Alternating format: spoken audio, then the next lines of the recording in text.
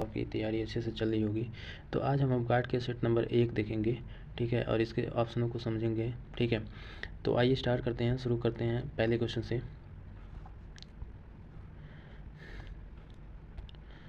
पहला क्वेश्चन इस प्रकार है कि इनमें से कौन सा पाषाण युग के 3 प्रमुख कालों के अंतर्गत नहीं आता है।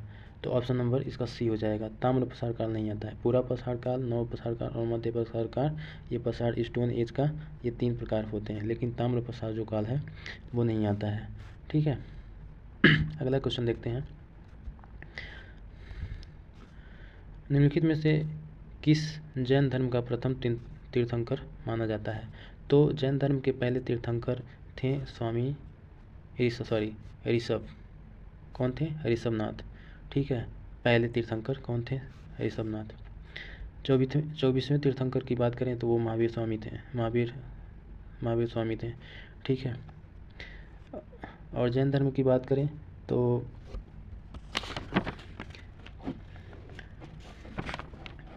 ये जैन धर्म जो है अनिश्वरवादी है और ये इसमें ईश्वर तथा वेदों की सत्ता में विश्वास नहीं रखता है, ठीक है। जो जैन धर्म के लोग अनुयायी थे वो अहिंसा में विश्वास रखते थे, कर्म की प्रधानता दी जाती थी उस टाइम पे जैन धर्म में, ठीक है।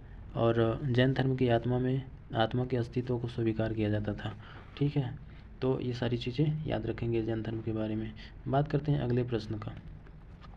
लौरिया नंदगढ़ स्तंभ में कहाँ पे स्थित है, ठीक है। लौरिया नंदगढ़ स्तंभ कहाँ पे स्थित है? तो चंपारण में स्थित है। कहाँ पे स्थित है? चंपारण में स्थित है, ठीक है। इसको याद रखेंगे।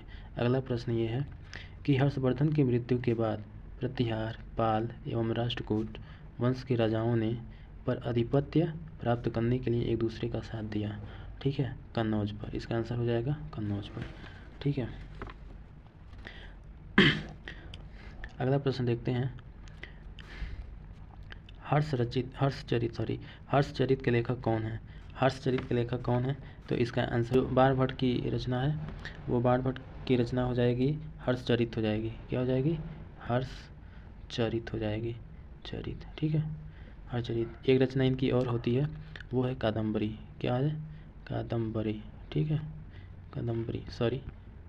कादम्बरी, ठीक है। तो ये सारी रचना याद रखिएगा आप लोग। बात करते हैं अगले क्वेश्चन का।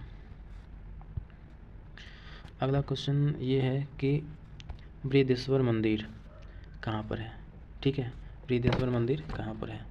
बृहदेश्वर मंदिर कहाँ पे है? ऑप्शन नंबर पहला बेंगलोर है, तंजावुर है, चेन्नई है, कोचीन है। तो ऑप्शन नंबर बी तंजावुर, इसका राइट आंसर क्या हो जाएगा? ऑप्शन नंबर बी तंजावुर, ठीक है। ये तंजावुर कहाँ पे है? तंजावुर तमिलनाडु में है, ठीक है, याद रखिएगा। 11वीं सदी के आरंभ में बनाया गया था ये मंदिर, ठीक है। ये मंदिर चोल वास्तुकला का उत्कृष्ट उदाहरण है, ठीक है, जिसका निर्माण चोल शासक के राजा राम प्रथम शासनकाल के दौरान किया गया था, ठीक है। इस मंदिर को जो बृहदेश्वर मंदिर है, इसको यूनेस्को विश्व धरोहर में ही शामिल किया गया था, ठीक है। तो ये सारी चीज़ें याद रखिएगा, इम्पोर्टेंट है एग्ज़ाम की दृष्टि से। अगला प्रश्न देखते हैं। अगला प्रश्न ये है 7वां। किस सम्राट ने अपनी राजधानी दिल्ली से दौलताबाद स्थानांतरित किया था? तो पहला ऑप्शन फिरोजा शाह तुगलक, अलाउद्दीन खिलजी, मोहम्मद बिन तुगलक और मोहम्मद गौरी। तो इसका राइट आंसर क्या हो जाएगा? इसका राइट आंसर हो जाएगा ऑप्शन नंबर सी, मोहम्मद बिन तुगलक, ठीक है। इसके बारे में बात करें तो मोहम्मद बिन तुगलक ने कई प्रशासनिक परिवर्तन किए, जिनमें द्वाब में कर वृद्धि, सांकेतिक मुद्रा का प्रचलन भी किया था। राजधानी दिल्ली से दौलताबाद तो किया ही। 1351 में उसकी मृत्यु। इस इतिहासकार बदायूनी ने लिखा हुआ सुल्तान की उसकी प्रजा को सुल्तान से मुक्ति मिल गई, ठीक है। अगला क्वेश्चन देखेंगे। Sher Shah Suri, question number 8। शेरशाह सूरी अथवा शेर खां का असली नाम क्या है? तो क्वेश्चन नंबर 8 हो जाएगा शेरशाह सूरी का असली नाम क्या हो जाएगा? फरीद, क्या जाएगा? फरीद, ठीक है। अगले प्रश्न का बात करते हैं। हुमायूंनामा किसके द्वारा लिखी गई थी? तो गुलबदन बेगम, ठीक है, इसका आंसर हो जाएगा गुलबदन बेगम। अगर गुलबदन बेगम की बात करें तो ये हुमायूं की बहन थी गुलबदन बेगम, ठीक है, हुमायूं की बहन थी। और अकबर के कहने पे इन्होंने क्या लिखा था, हुमायूंनामा लिखा था, ठीक है, ये लिखी थी, ये लेडीज़ थी, सॉरी। और बात करते हैं अगले क्वेश्चन का। तो किस सिख गुरु के निमंत्रण पर सूफी संत हजरत मियाँ मीर अमृतसर ने स्वर्ण मंदिर श्री हरमंदिर साहिब की आधारशिला रखी थी, ठीक है। तो इसका ऑप्शन नंबर हो जाएगा बी, गुरु अर्जुन देव जी के कहने पर हुआ था ऐसा, ठीक है। बात करते हैं अगले क्वेश्चन का। दादा भाई नौरोजी ने किस वर्ष यूनाइटेड किंगडम में हाउस ऑफ कॉमन के पहले भारतीय सदस्य बने थे, ठीक है। तो इसका ऑप्शन नंबर हो जाएगा बी, इसका ऑप्शन नंबर 1992, ठीक है। Dada Bhai Naoroji the great old man of India के नाम से मशहूर थे। 1892 में ब्रिटिश संसद में चुने जाने वाले पहले एशियाई व्यक्ति थे, ठीक है। तो इनकी एक रचना पूछी जाती है, पुस्तक poverty and un British rule in India, ठीक है। तो ये बहुत इम्पोर्टेंट पुस्तक है, इसको याद रखेंगे, ठीक है। बात करते हैं अगले क्वेश्चन का। समाचार पत्र बंगाल गजट 1780 का भारत का पहला समाचार पत्र के संस्थापक कौन थे? तो इसका आंसर हो जाएगा GK. Gokhale, J.A. Hickey, V.G. तिलक, एनी बेसेंट। तो ऑप्शन नंबर बी इसका राइट आंसर होगा, ठीक है, option number B. J.A. Hickey का पूरा नाम क्या हो जाएगा? जेम्स ऑगस्ट हिक्की, ठीक है। ये 1780 में जेम्स ऑगस्ट हिक्की ने प्रथम समाचार पत्र प्रकाशित किया था, ठीक है। इसका नाम बंगाल गजट हुआ था, ठीक है। तो इसको याद रखेंगे। बात करते हैं अगले क्वेश्चन का।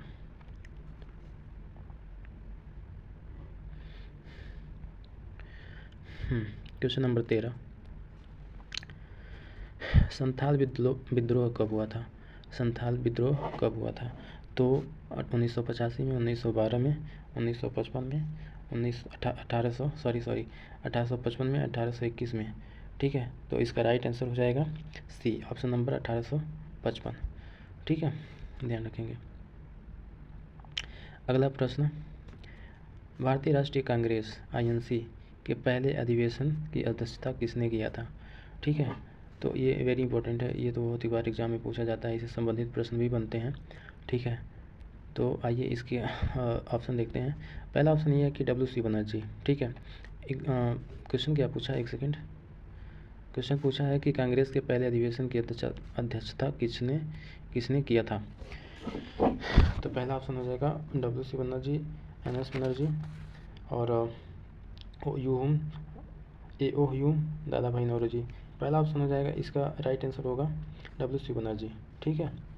इसकी INC की बात करते हैं तो राष्ट्रीय कांग्रेस की स्थापना 28 दिसंबर, ठीक है, 1885 को हुआ था। और किसके द्वारा हुआ था? A.O. ह्यूम के द्वारा, ठीक है, A.O. ह्यूम के द्वारा, ठीक है।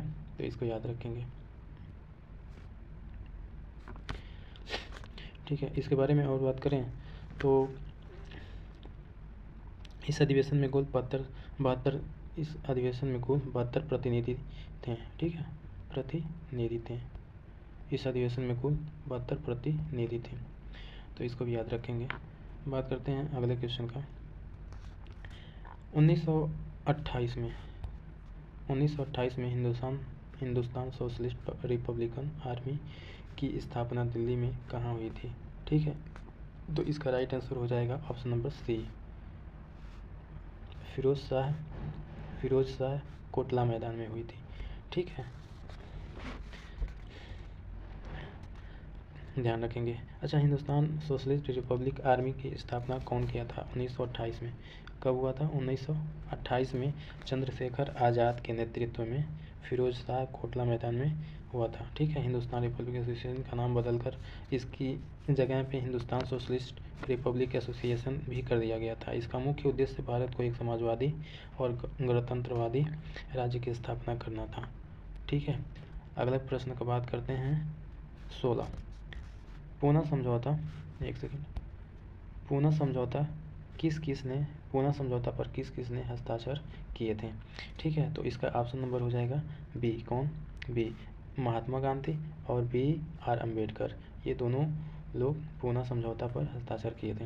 ठीक है, इसकी बात करें पूना समझौता को 24 दिसंबर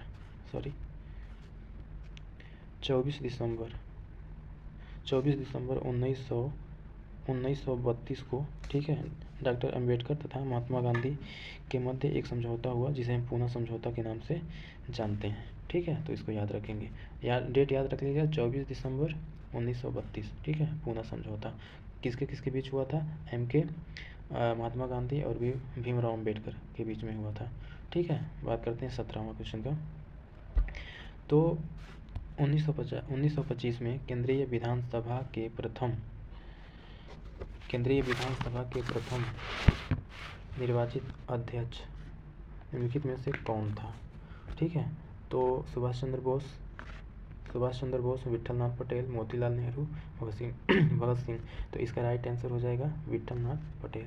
ठीक है, इसके बारे में बात करें तो विठल जो थे भाई पटेल एक भारतीय राजनीतिक नेता थे।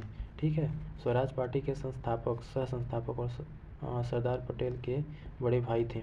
ठीक है, विठल भाई पटेल 1925 में केंद्रीय विधानसभा के अध्यक्ष चुने गए थे। ठीक है, तो इसको भी ध्यान में रखेंगे। अगला क्वेश्चन की बात करते हैं, क्वेश्चन नंबर 18। संघ सूची, राज्य सूची और समवर्ती सूची भारतीय संविधान के किस अनुसूची में शामिल है?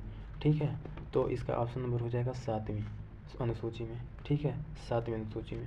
12वीं अनुसूची की बात करें तो ये शहरी स्थानीय स्वशासन से संबंधित है। ठीक है, बात करें 8वीं अनुसूची की राजभाषा से संबंधित है। ठीक है, बात करें 10वीं अनुसूची दल बदल। ठीक है, दल बदल से संबंधित है। ठीक है, दल बदल से संबंधित है।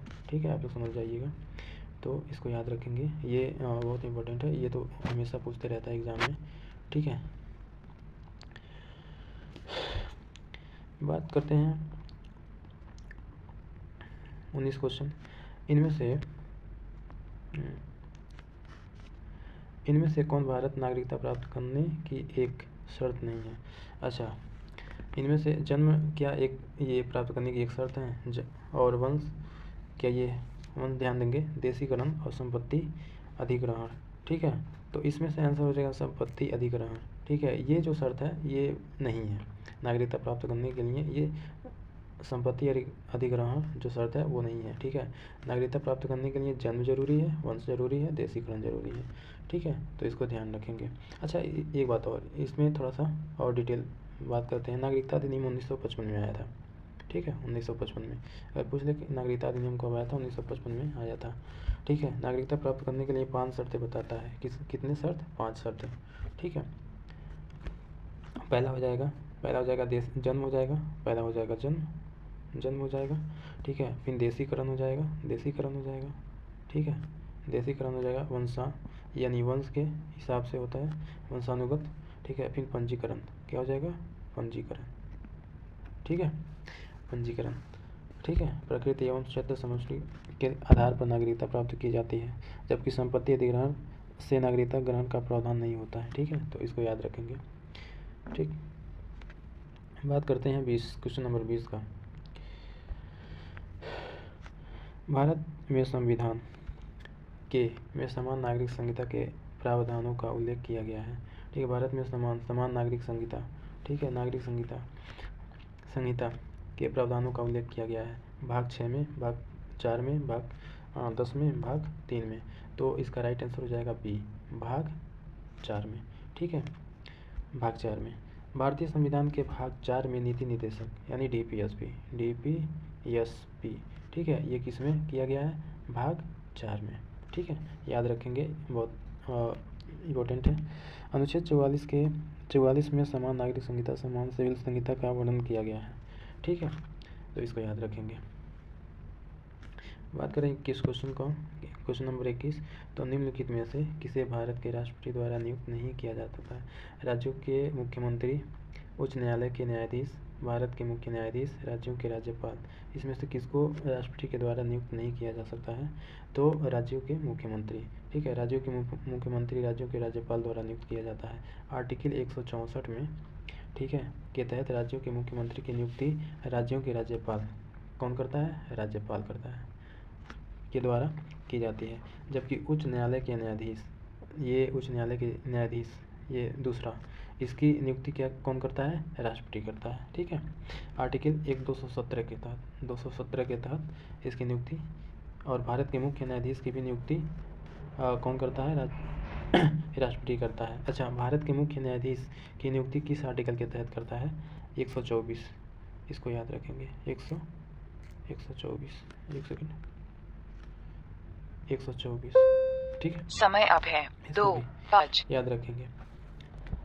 ठीक है, राज्यपालों की नियुक्ति 155 के तहत होती है, 155 के तहत, ये भी याद रखेंगे। ठीक है, ये राज्यपाल तो इम्पोर्टेंट है, याद रखेंगे इसको। बात करते हैं अगले क्वेश्चन का।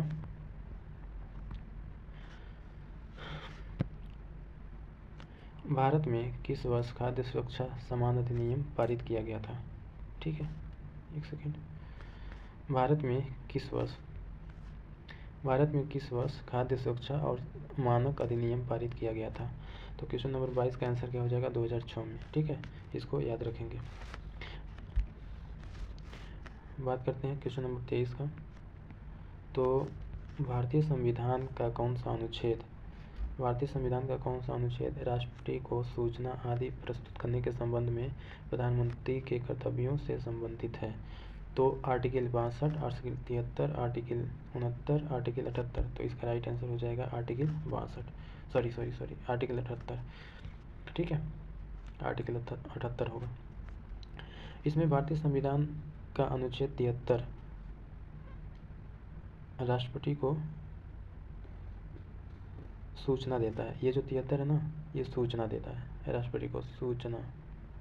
ठीक है, इस आर्टिकल के तहत राष्ट्रपति को सूचना दी जाती है आदि प्रस्तुत करने के संबंध, ठीक है, में प्रधानमंत्री के कर्तव्यों से संबंधित होता है।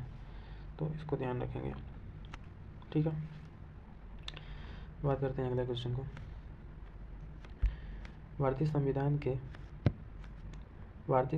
के किस अनुच्छेद 124 के तहत भारतीय संविधान के अनुच्छेद 124 के तहत एक प्रावधान के अनुसार सर्वोच्च न्यायालय का मुख्य न्यायाधीश की वर्ष आयु तक अपने पद पर आसीन रह सकता है? ठीक है, तो इसका राइट आंसर हो जाएगा 65 वर्ष। ठीक है, भारतीय संविधान के अनुच्छेद 124 में सुप्रीम कोर्ट के गठन का प्रावधान किया गया है। ठीक है, भारत में सर्वोच्च न्यायालय के न्यायाधीशों की अधिकतम आयु 65 वर्ष, कितना हो जाएगा? 65 वर्ष हो जाएगा।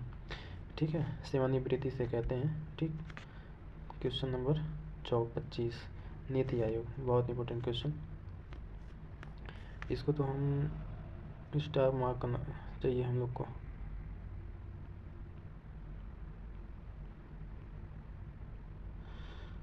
ठीक है, ये तो इम्पोर्टेंट क्वेश्चन है। ठीक है, नीति आयोग के पहले अध्यक्ष कौन थे? नीति आयोग के पहले अध्यक्ष नरेंद्र मोदी। कौन थे? नरेंद्र मोदी। ठीक है, अब नीति आयोग के पहले अध्यक्ष नरेंद्र मोदी थे। नीति आयोग, अच्छा, नीति का फुल फॉर्म क्या होता है? National institute for transforming India. ठीक है, राष्ट्रीय भारत परिवर्तन संस्थान का गठन, इसकी नीति आयोग की गठन 1 जनवरी को, ठीक है, 2015 को किया गया था। ठीक है, नीति आयोग, और ये किसके जगह पे किया गया था? योजना आयोग के जगह पे हुआ था। ठीक है, योजना आयोग को स्थापित करके योजना आयोग।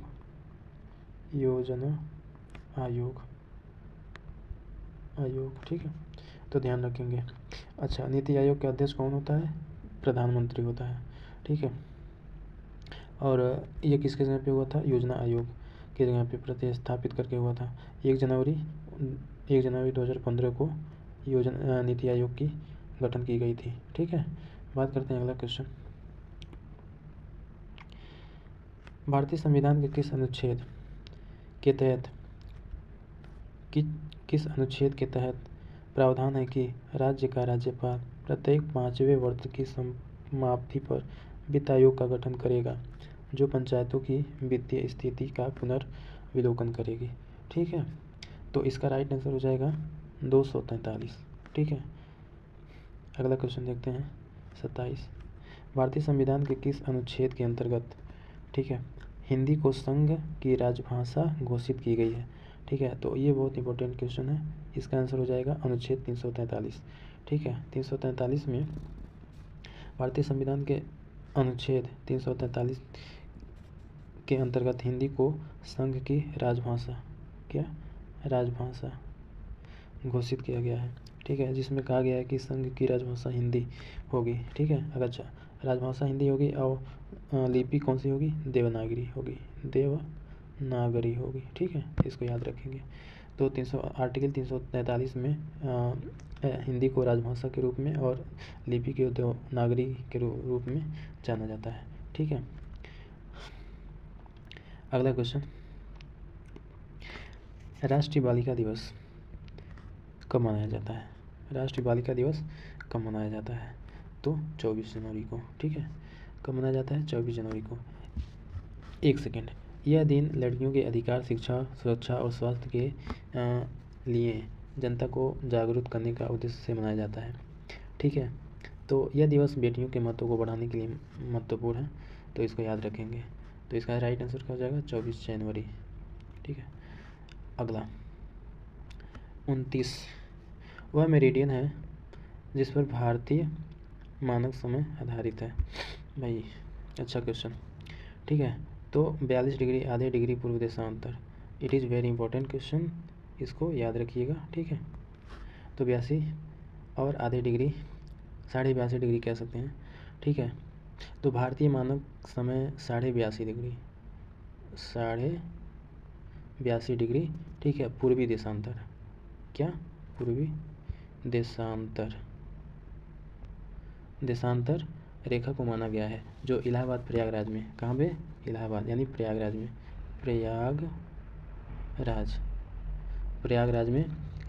प्रयागराज के निकट नैनी से होकर गुजरती है। इसी को मानक समय कहते हैं और ये ग्रीनविच समय से 5.5 घंटा आगे है। ठीक है, अगला क्वेश्चन,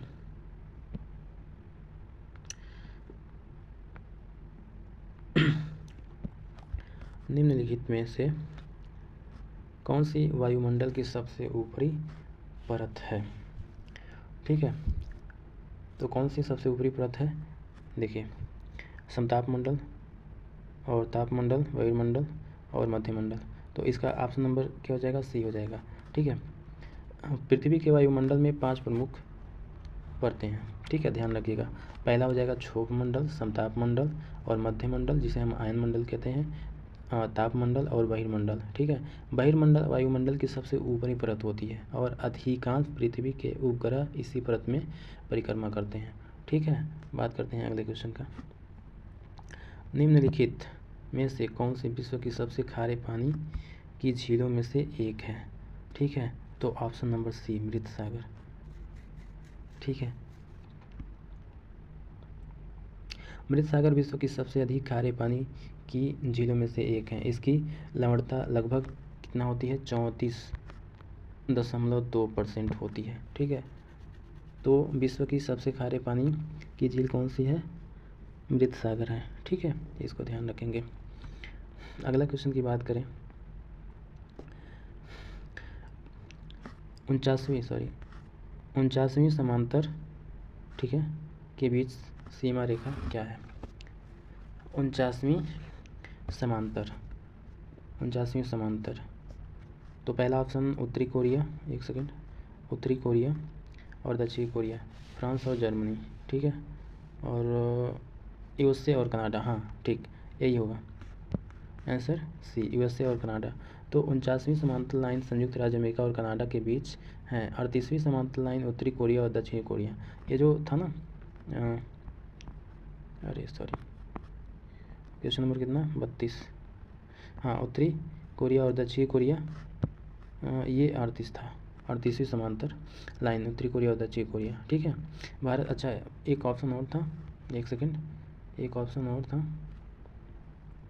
भारत और पाकिस्तान, ये बार बार पूछा जाता है, इससे याद आ गया तो मैं बता देता हूँ। भारत और पाकिस्तान के बीच कौन सी रेखा है, ठीक है, उस रेखा का नाम याद कीजिए। तो इसको याद रखेंगे, मैं बता देता हूँ। भारत और पाकिस्तान ये खतरा है ना, मतलब हमेशा युद्ध होते रहता है, युद्ध का चांसेस बने रहता है। तो भारत और युद्ध मतलब खतरा का चिन्ह क्या होता है, उसका वो सिग्नल क्या होता है, रेड होता है, ठीक है। तो रेड से हम रेड क्लिफ हो जाएगा, ठीक है, रेड से रेड क्लिफ रहेगा, रेड क्लिफ रेखा, ठीक है, तो याद रखेंगे।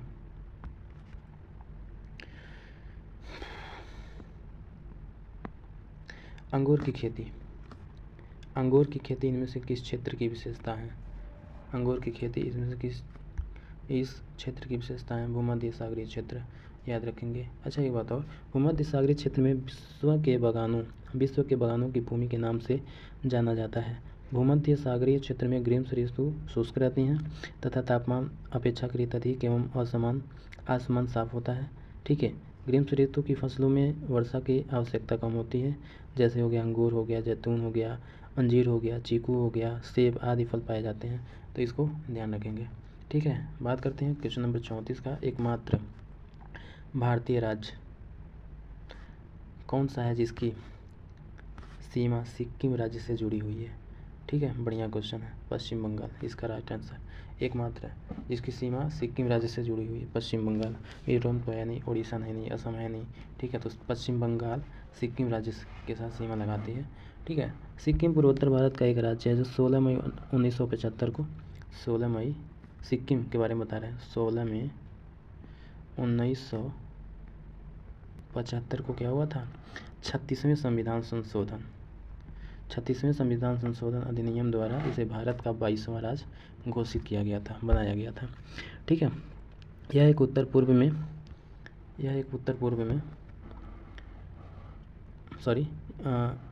पूर्व में चीन से भूटान से पश्चिम नेपाल से दक्षिण में भारत पश्चिम बंगाल के साथ सीमा साझा करता है, तो ये भी याद रखेंगे, ठीक है। बात करते हैं अगले क्वेश्चन का। इंदिरा पॉइंट भारत के दक्षिणतम बिंदु ग्रेट निकोबार द्वीप के स्थित है, सिरे पर स्थित है, तो इसका आंसर क्या हो जाएगा, एक second, question number 34, question number 35 है ना, हाँ क्वेश्चन नंबर 35, तो इसका राइट आंसर हो जाएगा दक्षिण, सी, इसका राइट आंसर सी हो जाएगा, ठीक है। भारत का दक्षिणतम बिंदु इंदिरा पॉइंट, ध्यान रखना, भारत के दक्षिणतम point Indira point great Nicobar द्वीप के दक्षिण सिरे पर स्थित है, ठीक है। क्वेश्चन नंबर 36, पर्वतमाला दक्षिण में सतपुड़ा पर्वतमाला और दक्षिण पश्चिमी में अरावली पर्वत से घिरी हुई है, ठीक है। तो इसका राइट आंसर हो जाएगा विंध्याचल, क्या हो जाएगा, विंध्याचल, ठीक है। अच्छा, विंध्याचल पर्वतमाला दक्षिण में सतपुड़ा पर्वतमाला और दक्षिण पश्चिम में अरावली पर्वतमाला से घिरी हुई है। विंध्याचल पर्वत श्रृंखला का पश्चिमी अंत गुजरात में, पूर्व में वर्तमान राजस्थान व मध्य प्रदेश की सीमाओं के नज़दीक है, ठीक है। तो इसको याद रखिएगा। क्वेश्चन 37,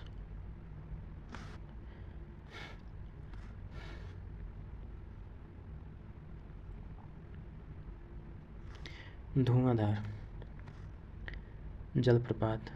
जलप्रपात इनमें से किस नदी द्वारा निर्मित होता है, तो ऑप्शन नंबर डी, नर्मदा नदी द्वारा, ध्यान दें, ठीक है। धुआंधार जलप्रपात मध्य प्रदेश नर्मदा नदी द्वारा निर्मित होती है, ठीक है, मध्य प्रदेश एमपी नर्मदा नदी द्वारा निर्मित होती है धुआंधार जलप्रपात, ठीक है। अच्छा, नर्मदा नदी का उद्गम मैकाल पर्वत कहाँ पर है, मैकाल पर्वत, ठीक है, ध्यान रखेंगे।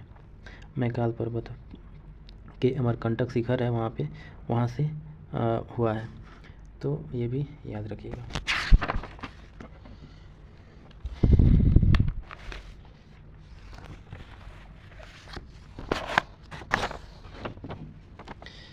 ऑप्शन नंबर 38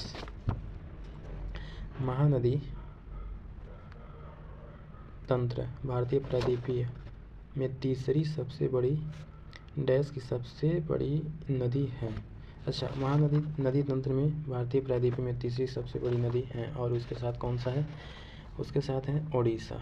ठीक है, ओडिशा। तो राइट आंसर क्या हो जाएगा? ओडिशा। महानदी भारतीय तंत्र, ठीक है, ये तीसरी सबसे बड़ी नदी है ओडिशा। ये महानदी तंत्र भारतीय प्रायद्वीपीय में तीसरी सबसे बड़ी और उड़ीसा की सबसे बड़ी नदी है। भाई उड़ीसा की सबसे बड़ी नदी, ठीक है तीसरी।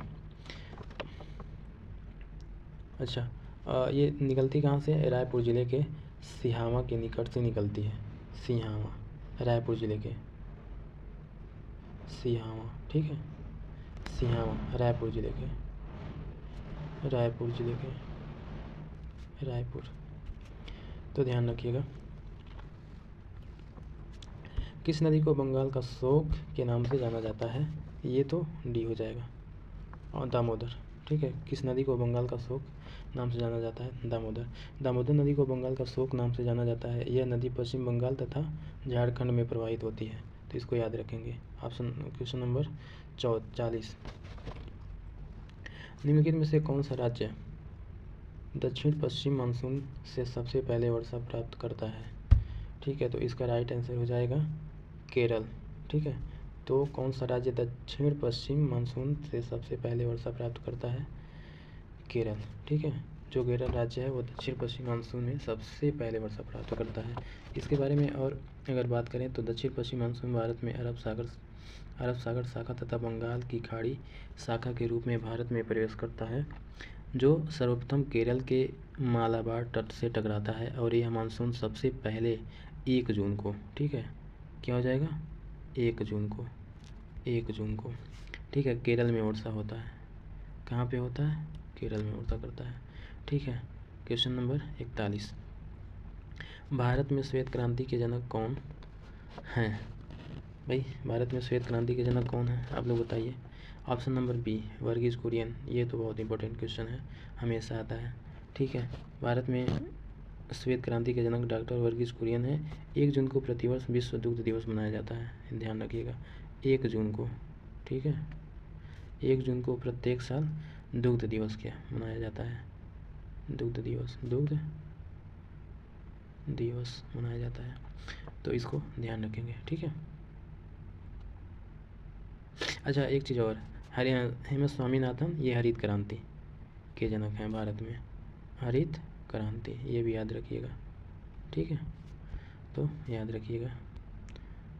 अगला क्वेश्चन हो जाएगा 42 प्रसिद्ध खेतड़ी खदान भारत के किस राज्य में स्थित हैं? राजस्थान में, याद रखेंगे। तांबे के लिए प्रसिद्ध खेतड़ी खदान भारत के राजस्थान राज्य में स्थित है, तो इसको याद रखेंगे। 43 क्वेश्चन नंबर 43 निम्नलिखित में से कौन सा बिजली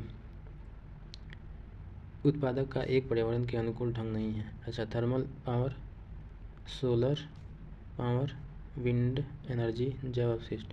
तो इसमें थर्मल पावर एक प्रकार नहीं है। ठीक है, ऑप्शन नंबर ए राइट आंसर। ठीक है, बिजली उत्पादन का एक पर्यावरण के अनुकूल ढंग नहीं है थर्मल पावर। बाकी सोलर पावर, विंड जो हवा से होता है एनर्जी, और जैव अपशिष्ट, ये तीनों ठीक है बिजली का उत्पादन का एक पर्यावरण अनुकूलन के ढंग से ये किया जाता है। बाकी थर्मल जो पावर होता है वो नहीं है, इसको याद रखेंगे। क्वेश्चन नंबर 44 भारत का पहला पूर्ण जनगणना अधिनियम ऑपरेशन किस वर्ष में शुरू किया गया था? ठीक है, तो 1877 में, 1875 में, 1879 में, 1881। तो इसका राइट आंसर हो जाएगा डी। इसका राइट आंसर क्या हो जाएगा? डी। ठीक है, इसका राइट आंसर डी। भारत में जनगणना अभियान किस वर्ष शुरू हुआ था? 1881 में, ध्यान रखेंगे। 44 भारत में जनगणना की शुरुआत 1872 में हुआ था।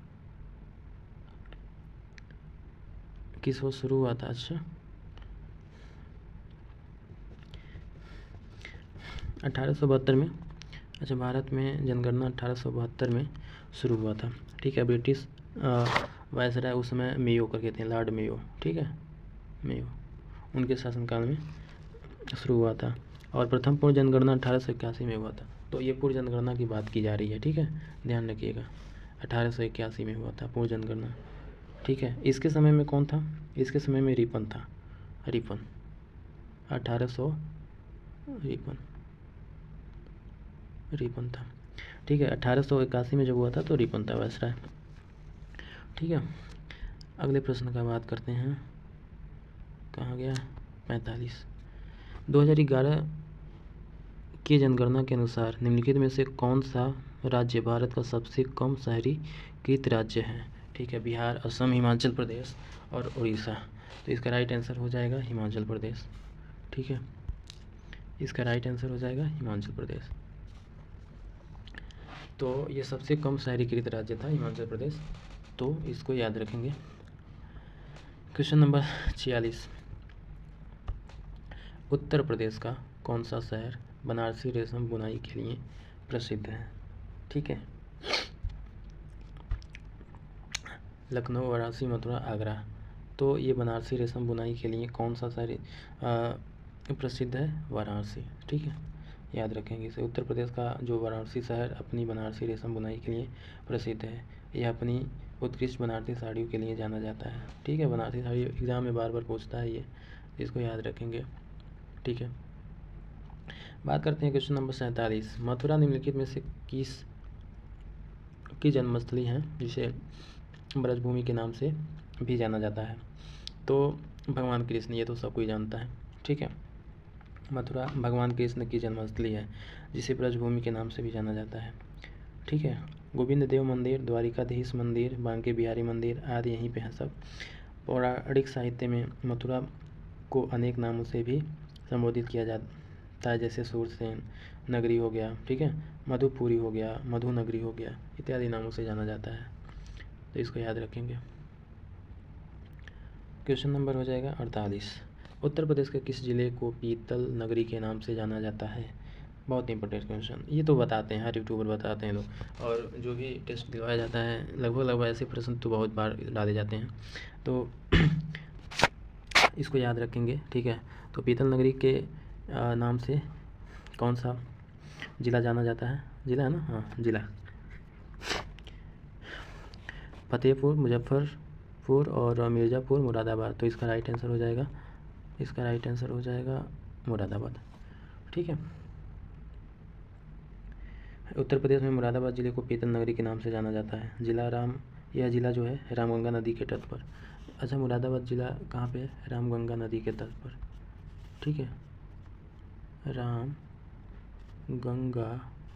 नदी के तट पर, नदी के तट पर स्थित है, ठीक है, इसको याद रखेंगे।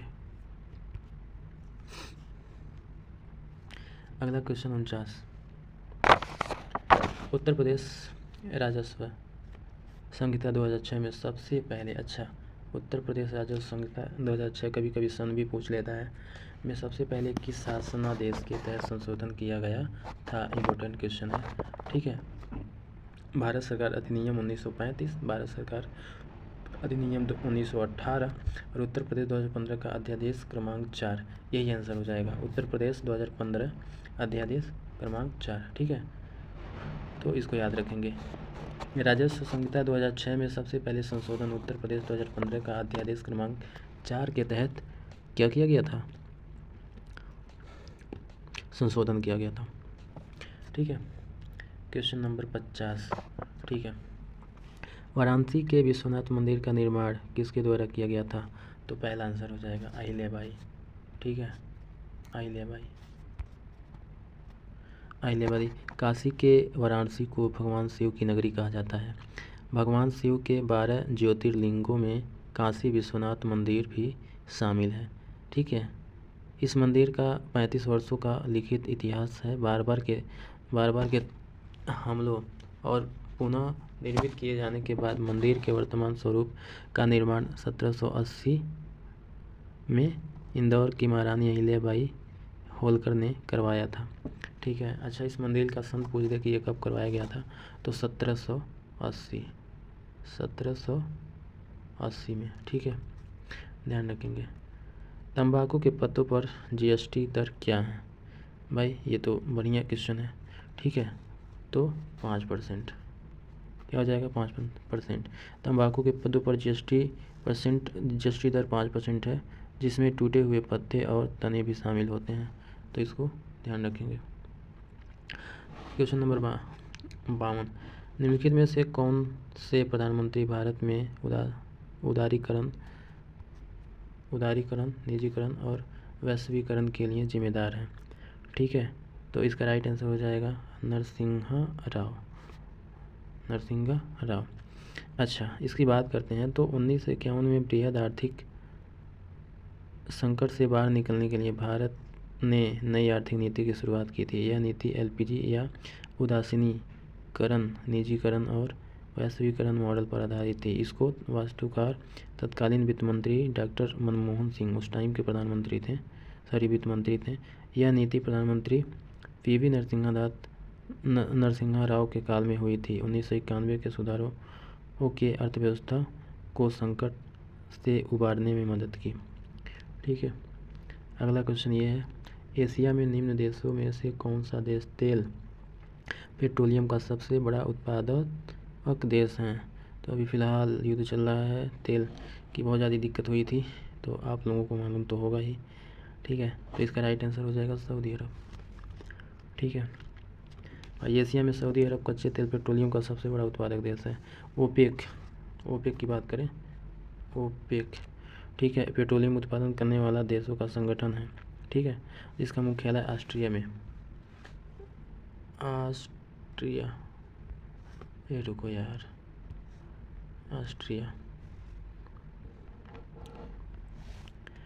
ऑस्ट्रिया के वियना शहर में है।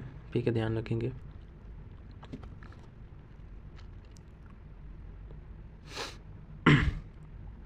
क्वेश्चन नंबर 54,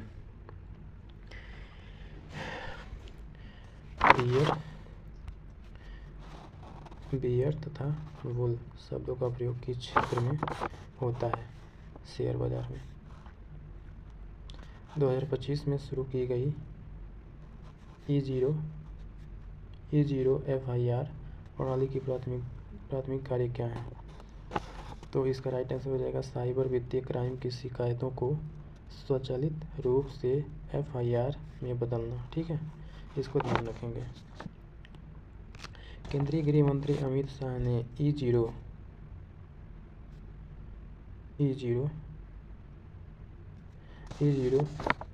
FIR प्रणाली शुरू करने की घोषणा की, जिसके तहत 1930 हेल्पलाइन या राष्ट्रीय साइबर अपराध रिपोर्टिंग पोर्टल के माध्यम से दर्ज की गई 10 लाख रुपए से अधिक की साइबर वित्तीय अपराध शिकायतें स्वचालित रूप से FIR में परिवर्तित हो जाएंगी। इसको याद रखेंगे। ठीक है, क्वेश्चन नंबर 56, राष्ट्रीय मानवाधिकार से तो क्वेश्चन बनेंगे ही, ध्यान रखिएगा। राष्ट्रीय मानवाधिकार आयोग के मुख्य कार्यकारी अधिकारी को क्या कहा जाता है? तो इसको याद रखेंगे, महासचिव। क्या कहा जाता है? महासचिव। राष्ट्रीय मानवाधिकार आयोग के मुख्य कार्यकारी अधिकारी को महासचिव कहा जाता है। ठीक है, ध्यान रखेंगे। कन्या सुमंगला योजना का उद्देश्य क्या है? भाई, कन्या सुमंगला योजना का उद्देश्य क्या है? तो इसका आंसर हो जाएगा पहला क्या है, महिला सुरक्षा, बाल विवाह रोकना, बेटी को जन्म से स्नातक तथा आर्थिक सहायता प्रदान करना, खेल प्रतिभा को बढ़ावा देना। तो इसका राइट आंसर हो जाएगा सी, बेटियों को जन्म से स्नातक तक आर्थिक सहायता प्रदान करना। ठीक है, ध्यान रखेंगे। क्वेश्चन नंबर 58, निम्नलिखित में से कौन सी फसल खरीफ की फसल नहीं है? अच्छा, खरीफ की फसल क्या होती है भाई? खरीफ की फसल और रबी की फसल। रबी की फसल गेहूँ होती है। ठीक है, गेहूँ वाले सीजन में जो बोए जाते हैं उसे रबी की फसल कहते हैं। और जो खरीफ की फसल जो होते हैं वो धान वाले फसल होते हैं, जो धान के समय में बोए जाते हैं। ठीक है, तो ये मूंगफली, 1 मिनट, खरीफ की फसल कौन नहीं है? तो ये जो गेहूँ है ना, ये रबी की फसल है, तो ये खरीफ की फसल कैसे हो जाएगा? तो ऑप्शन नंबर सी। ठीक है, यही आंसर हो जाएगा। सोयाबीन ये खरीफ की फसल गेहूँ के समय में बोया जाता है। मूंगफली, मक्का ये जो है ना, वो धान के समय में बोया जाता है। सॉरी, धान के समय में, गेहूँ के समय नहीं। तो इसका ध्यान रखेंगे। एक्सरे का आविष्कार किसने किया? एक्सरे का आविष्कार किसने किया? ठीक है, विल्हेल्म कॉनरैड रोएंटगेन ने। ये इंपॉर्टेंट क्वेश्चन बन जाता है एक तरह से, तो ध्यान रखेंगे। कब किया था भाई? 1895 में किया था। ठीक है, और इसको नोबेल पुरस्कार भी मिला था। कब मिला था? 1901 में मिला था, ध्यान रखेंगे।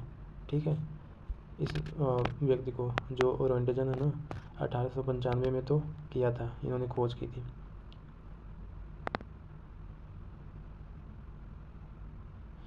1895 में किया था, और उनके पुरस्कार कब मिला था? 1901 में। कब मिला था? 1901 में। तो ये सारी डेट याद रखने की ज़रूरत है, क्योंकि एग्ज़ाम में कहीं से क्वेश्चन बन सकते हैं। ठीक है, बात करते हैं क्वेश्चन नंबर 60। नागरिक पक्षी अभयारण्य जिला जिसे नया रामसर स्थल घोषित किया गया है, वह किस राज्य में स्थित है? तो ये बिहार में है। ठीक है, राइट आंसर हो जाएगा। नागी पक्षी है, नागी पक्षी, ध्यान रखेंगे।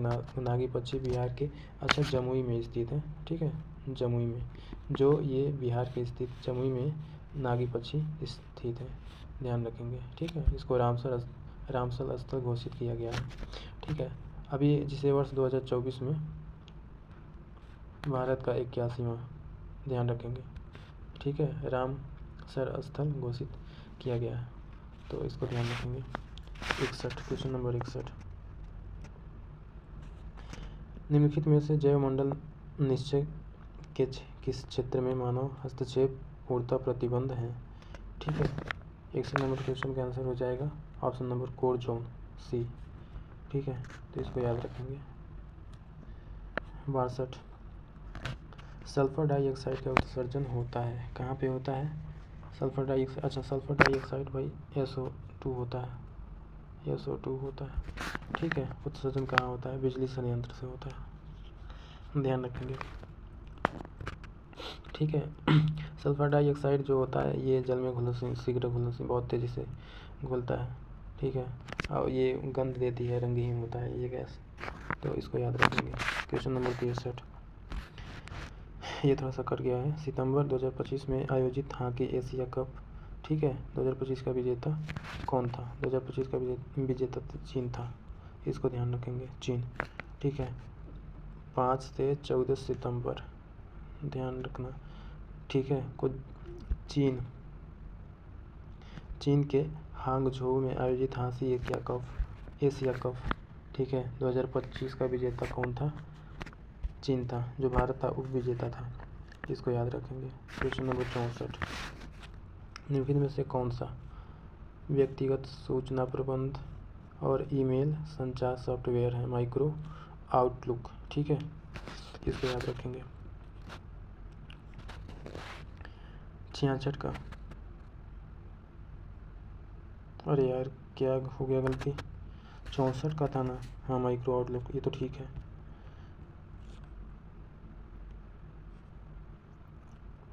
Question number 65, social media TVT का अर्थ क्या है? सोशल मीडिया टीवीटी का अर्थ क्या हो जाएगा? सोशल मीडिया का अर्थ हो जाएगा टी से today's best things, option number B. ठीक है, today's best thing, today's, T for today's best thing, तो इसको याद रखेंगे, सोशल मीडिया है।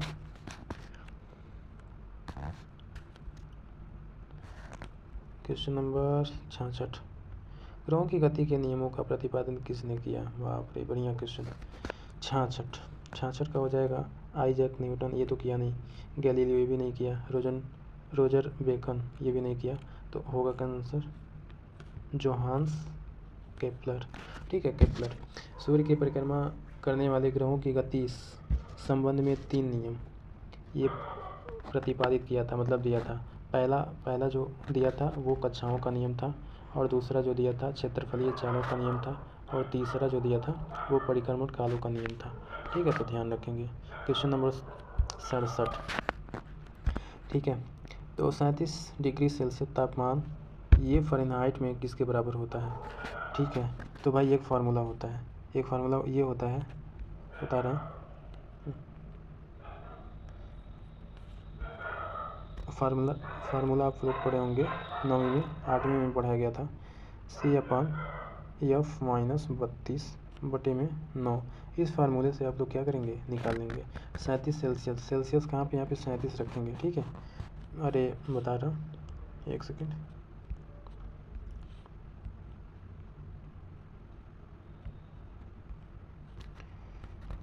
सी की जो वैल्यू है ना,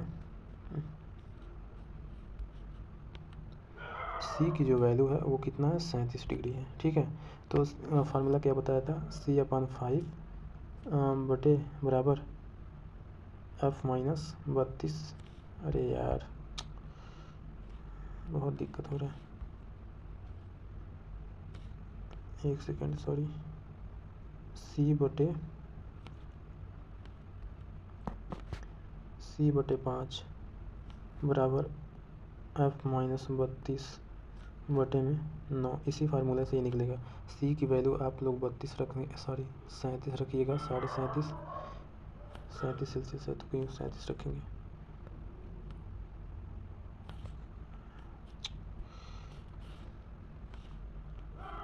फार्मूला क्या था, C/5 F-32/9।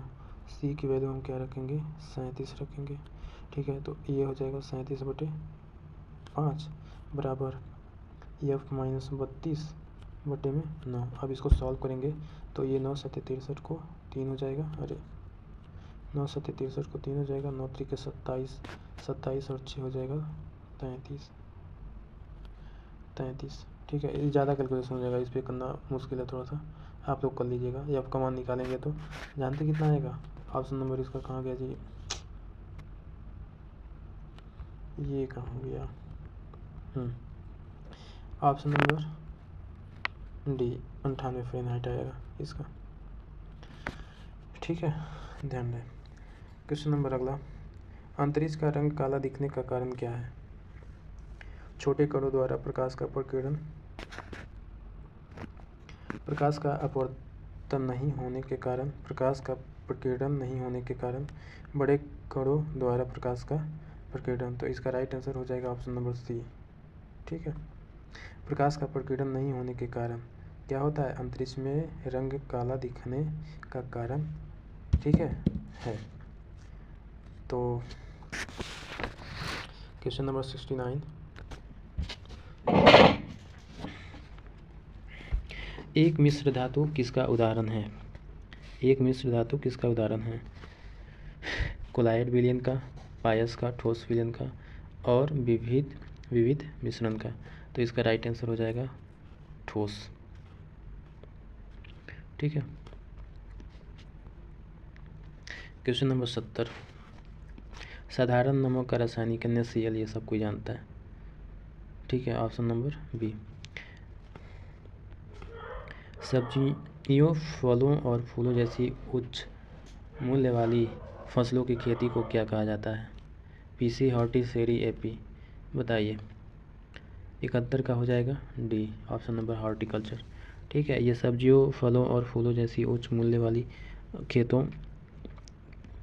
खेती को क्या कहते हैं, हॉर्टिकल्चर इंग्लिश में कहते हैं, ठीक है। इसकी जो खेती करता है वो हॉर्टिकल्चर के नाम से जाना जाता है। गुणसूत्र किससे संबंधित होता है, 72, ऑप्शन नंबर सी, आनुवंशिक लक्षणों के कारण, ठीक है, आनुवंशिक लक्षणों के कारण। इसके बारे में थोड़ा सा जान लेते हैं 72 के बारे में। गुणसूत्र आनुवंशिक लक्षणों के संचारण से संबंधित है।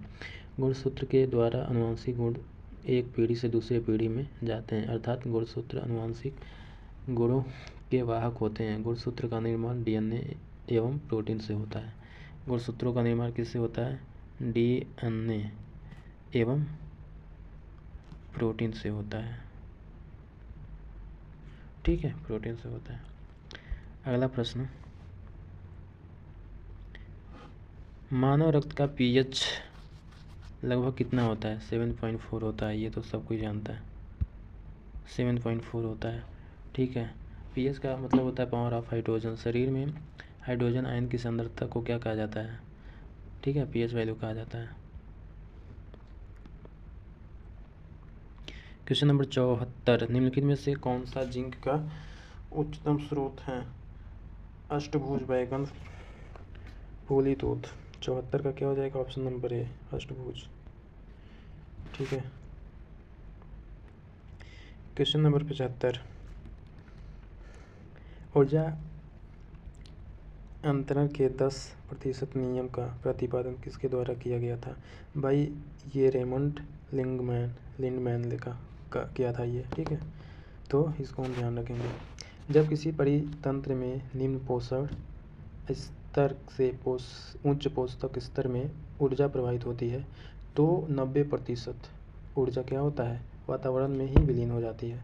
ठीक है, केवल 10% जो ऊर्जा होती है भाई वो अगले पोषण स्तर में पहुंच जाती है। इसे रेमंड लिंडमैन ने 10% का नियम का भी कहा है। ठीक है, तो इसको ध्यान रखेंगे। क्वेश्चन नंबर 76, निम्नलिखित में से कौन सा अजैव निम्नीकरणीय है? ठीक है, अजैव निम्नीकरणीय कौन सा है? कॉफ़ी पाउडर, कपास, नायलॉन, ऊन। तो इसका राइट आंसर सी, नायलॉन हो जाएगा। अजैव निम्नीकरण है तो ये nylon is the right answer. Social media topic से एक प्रश्न दे दिया। ट्विटर किसके संस्थापित किया था? किसने? ट्विटर भाई पढ़ लेना, बहुत ये क्वेश्चन तो बन ही जाएगा। ठीक है, सोशल मीडिया जो भी स्पेशल टॉपिक है उसको पक्का आएगा एक क्वेश्चन। अब देखिए,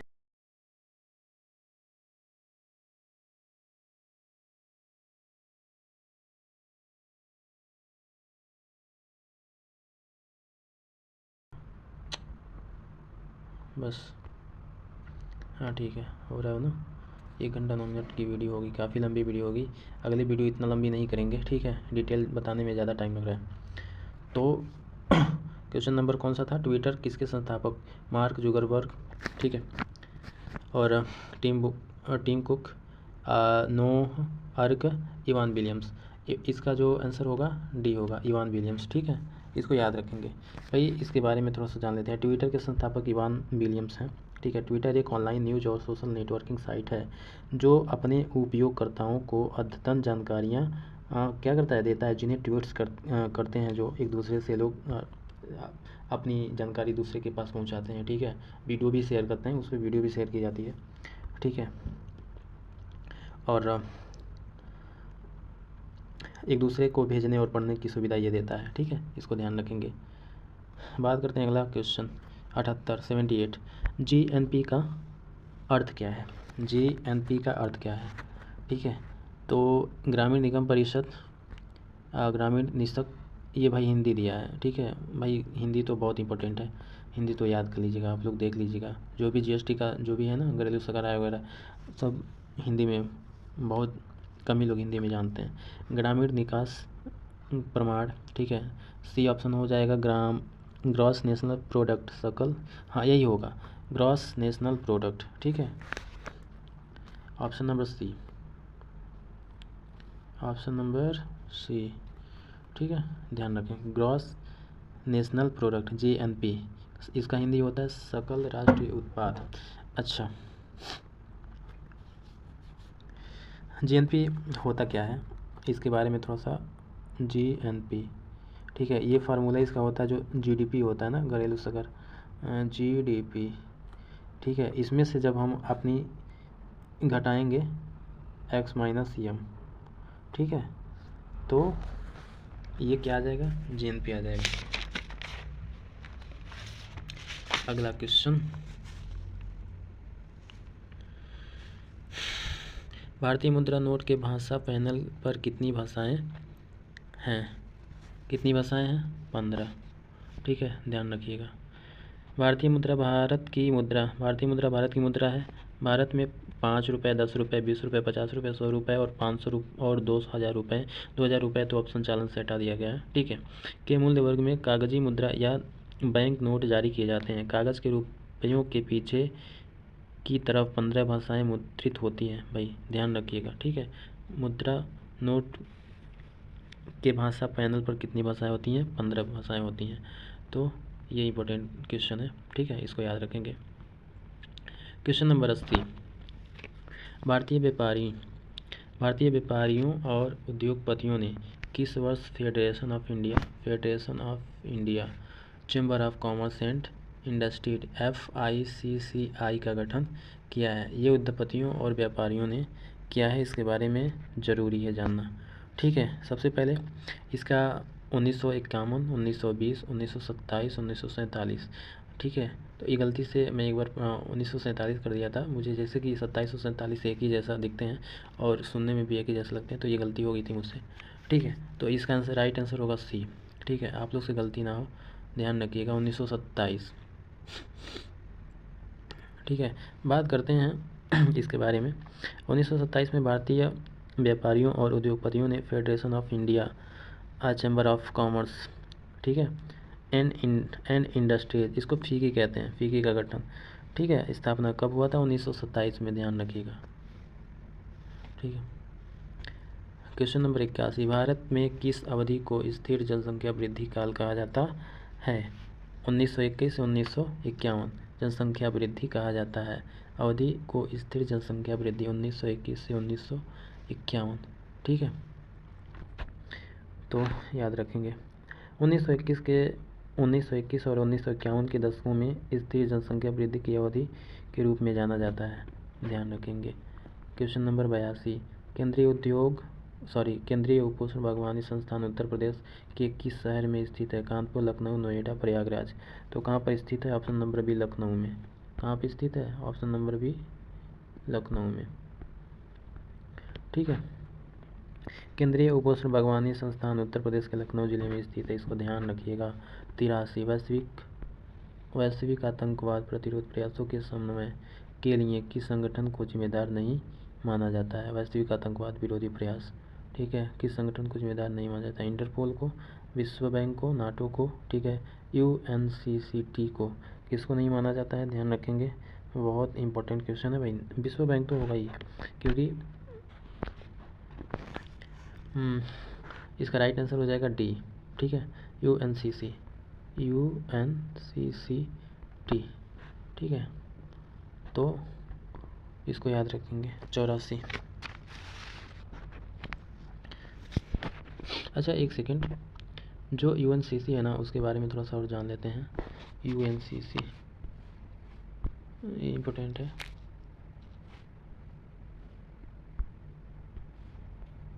UNCCT, ठीक है भाई, इसकी हिंदी होती है, इसका तात्पर्य ये होता है कि संयुक्त राष्ट्र आतंक विरोधी केंद्र से है। ठीक है, UNCCT का प्राथमिक उद्देश्य आतंकवाद से निपटने के लिए देशों की क्षमताओं को बढ़ाना है। ठीक है, इंटरपोल, नाटो और विश्व बैंक भी वैश्विक सुरक्षा में भूमिका निभाते हैं, लेकिन UNCCT विशेष रूप से आतंकवाद विरोधी प्रयासों पर केंद्रित है।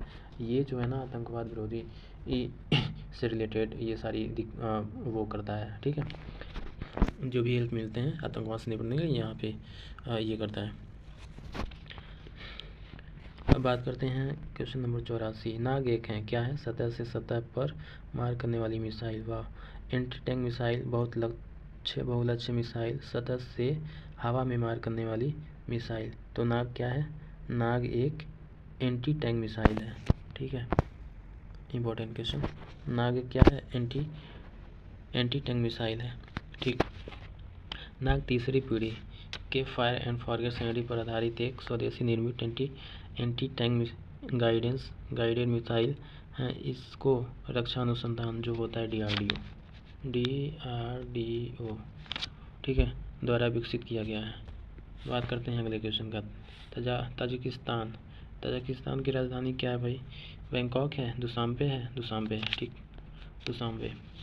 ठीक है, इसकी राइट आंसर क्या हो जाएगी? दुशांबे। अच्छा, एक बात, ताइपे किसकी राजधानी है? ताइवान की। ये ताइवान की, याद रखना, ताइवान। क्या याद आ रहा है? ठीक है, और दुशांबे तो ताजिकिस्तान की राजधानी है। बैंकॉक किसकी राजधानी है? थाईलैंड की राजधानी है।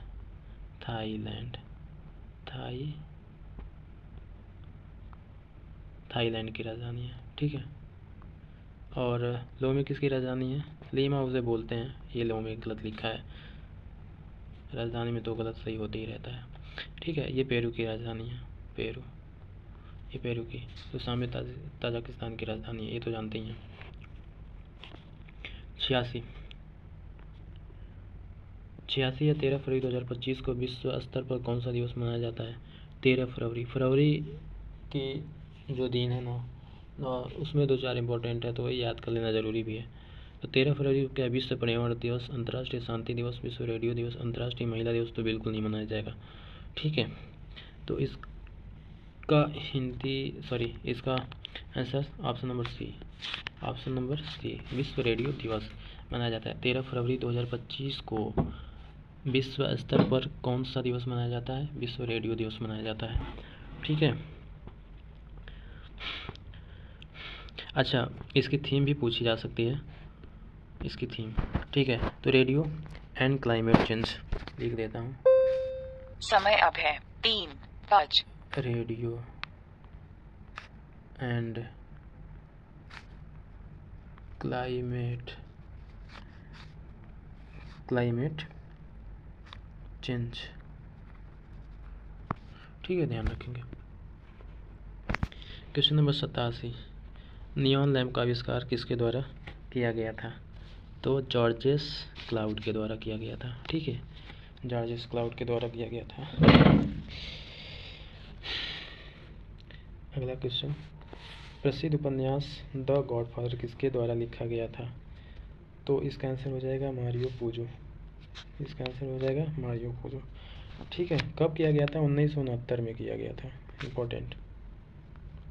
ठीक है, अगला हो जाएगा, अंतर्राष्ट्रीय ओलंपिक समिति का गठन कब किया गया था? ओलंपिक समिति का गठन कब किया गया था? 86, 90, 1924, 1894। 1900 में तो बिल्कुल नहीं, 94 में किया गया था। तो इसकी राइट आंसर क्या हो जाएगी? 94। ठीक है, अंतर्राष्ट्रीय ओलंपिक समिति का गठन। अच्छा, अंतर्राष्ट्रीय ओलंपिक को हम IOC कहते हैं। ठीक है, कब किया गया था? 23 जून को। ठीक है, ध्यान रहे, 23 जून 1894 में किया गया था। ठीक है, ये कहाँ हुई थी? पेरिस में हुई थी। पेरिस में किया गया था। आधुनिक ओलंपिक खेलों का संचालन और आयोजन किया जा सके, इसलिए ये किया गया था। ठीक है, अगला क्वेश्चन, कौन सा शोध डिजाइन एक निश्चित समयावधि में समान विषय का अध्ययन करता है? अनुदैर्ध्य।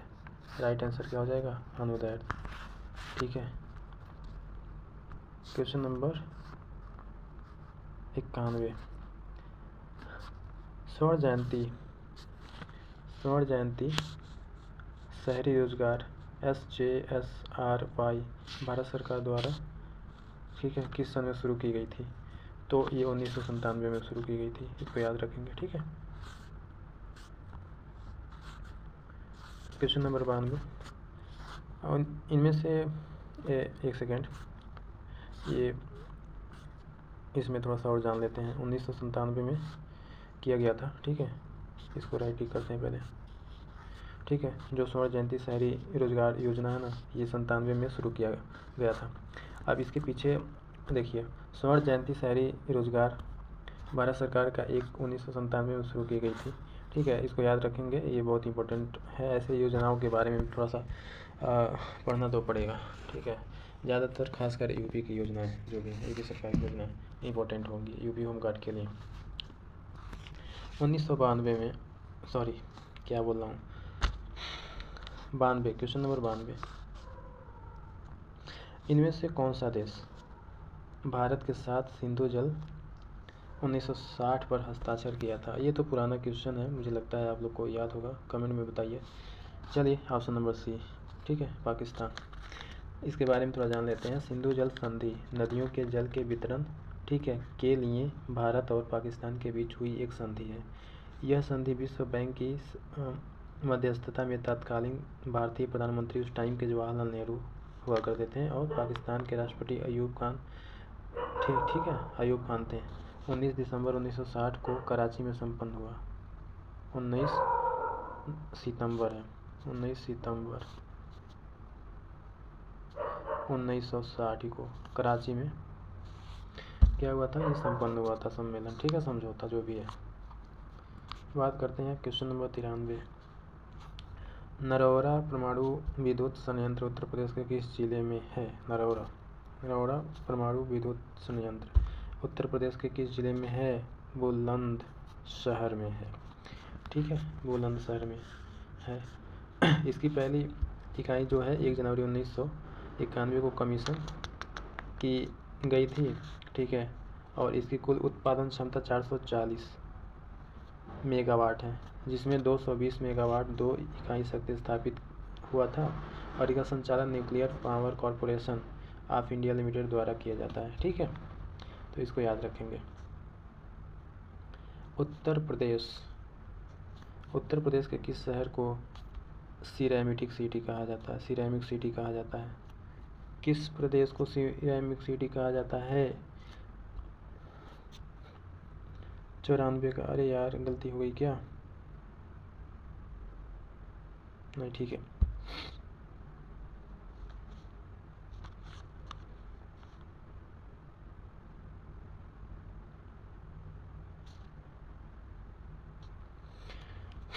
उत्तर प्रदेश को सिरेमिक सिटी कहा जाता है।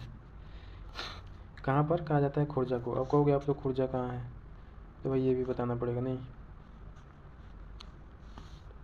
खुर्जा, हाँ, खुर्जा जो है, खुर्जा के बारे में जान लेते हैं। 94 ये उत्तर प्रदेश के बुलंदशहर ज़िले में स्थित है। ठीक है, ये बुलंदशहर ज़िले में स्थित है। बुलंदशहर ज़िले में स्थित है। खुर्जा को सिमेरिक सिटी के नाम से जाना जाता है। ठीक है, तो याद रखेंगे।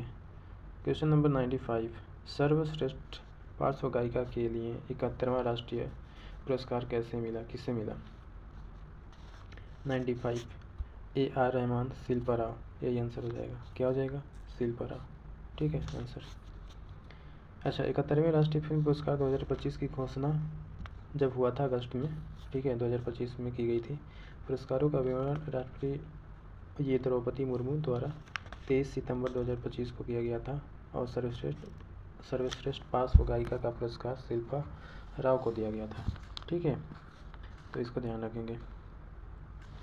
निम्नलिखित में से कौन सा देश विश्व बैडमिंटन चैंपियन इवेंट 2026 की मेज़बानी करेगा? जापान, चीन? अगला ऑप्शन क्या है? भारत, इंडोनेशिया। तो ये कौन करेगा भाई? हमको लग रहा है भारत ही करेगा, यही आंसर है। ठीक है, बैडमिंटन विश्व महासंघ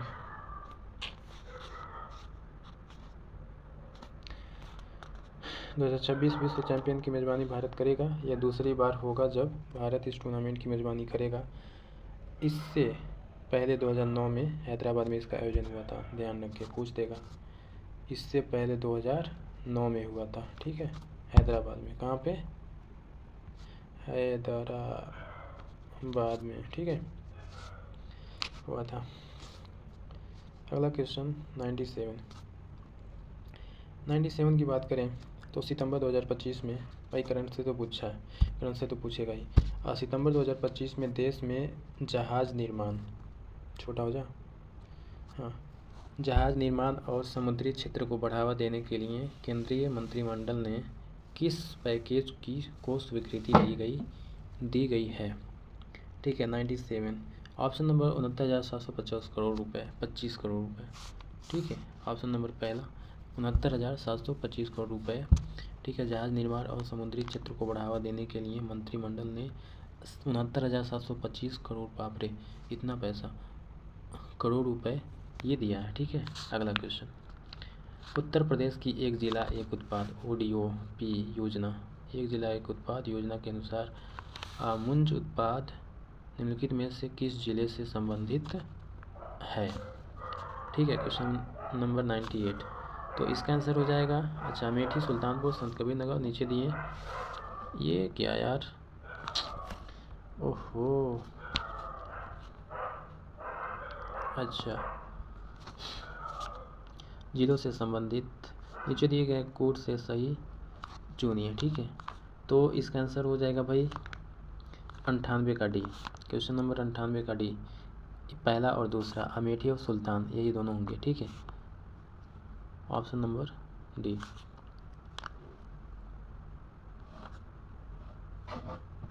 आत्मनिर्भर भारत अभियान कब शुरू किया गया था? आत्मनिर्भर भारत अभियान कब शुरू किया गया था? सब कोई जानता है, मई 2020 में।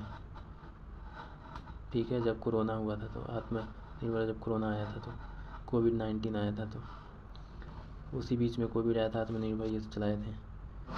ठीक है, बढ़िया से हो गया आत्मनिर्भर भारत। बात करते हैं 100 क्वेश्चन का। आत्मनिर्भर भारत पैकेज की कुल राशि क्या थी? फालतू पैसा खर्चा किया था, कोई मतलब नहीं रहा। 20 लाख करोड़ रुपया। ठीक है, 20 लाख करोड़ रुपया, बाप रे।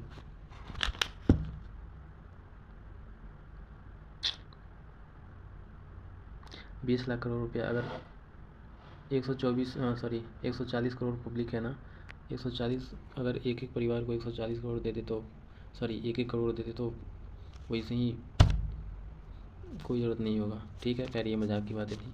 ठीक है, तो यहीं पे क्वेश्चन समाप्त होता है। बाकी मिलेंगे नेक्स्ट वीडियो में। ठीक है, प्रैक्टिस सेट सेकंड के साथ, और तब तक आप लोग अपनी पढ़ाई जारी रखिए।